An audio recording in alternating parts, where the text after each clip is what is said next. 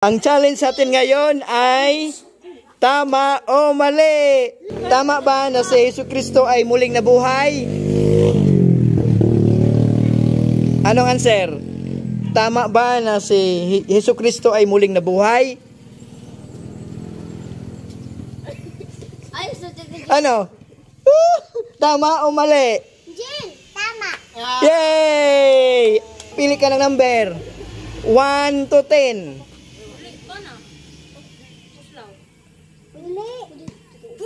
Ano number mo? 10? Number 10! Yay! May 200 pesos. Sweet Panda, 200 pesos.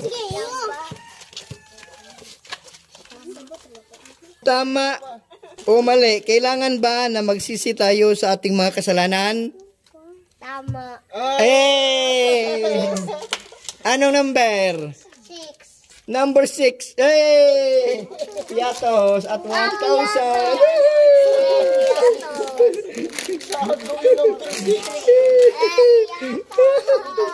Tama ba na Katoliko ang simbahan na itinatag ni Jesus?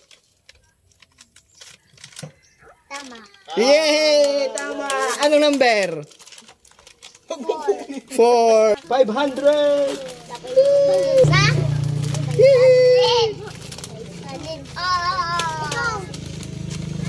Tama o mali? Nakasulat ba sa 1 Corinthians chapter 6 verse 9 na hindi makapasok sa langit ang babae at babae o lalaki at lalaki o same-sex na nakipagtalik? Tama o mali?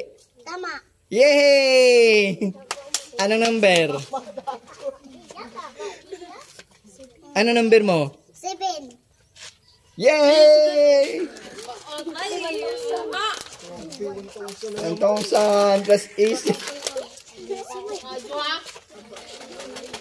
Tama o mali? Nakasulat ba sa Biblia na hindi natin mahalin ang ating mga kaaway?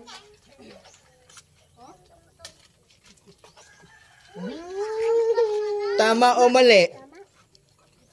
Mali. Tama o mali? Nakasulat ba sa Biblia na hindi natin mahalin ang ating mga kaaway? Mali. Yay! Mali! Anong number? 3. 3. Digdo. Gihurot naman yung 1,000. Tama o mali? Nakasulat ba sa Mateo chapter 5 verse 28 na ang pag-iisip na malaswa o gaya ng panonood ng mga malaswa ng mga video ay magkasala ang tao? Tama o mali?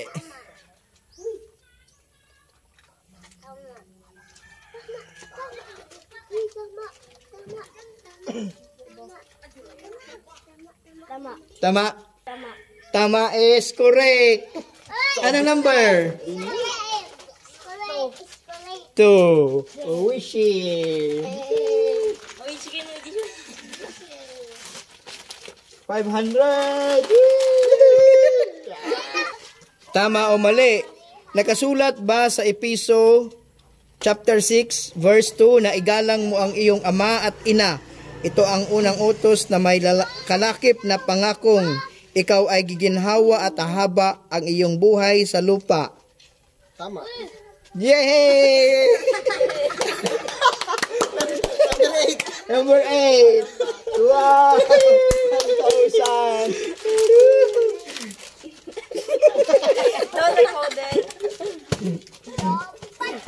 Tama o mali? Tama ba na nakasulat sa Biblia ang word na purgatory o purgatorium sa Spanish Bible?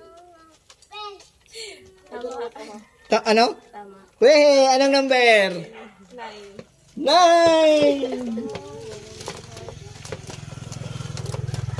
Wow, 500. At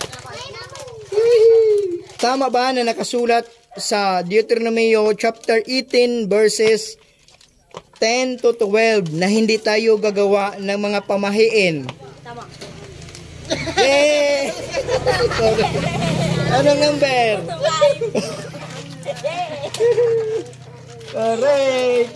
Awan 500. Tama ba na nakasulat sa Biblia sa Ecclesiastes chapter 5 verse 6 na magkumpisal sa pare?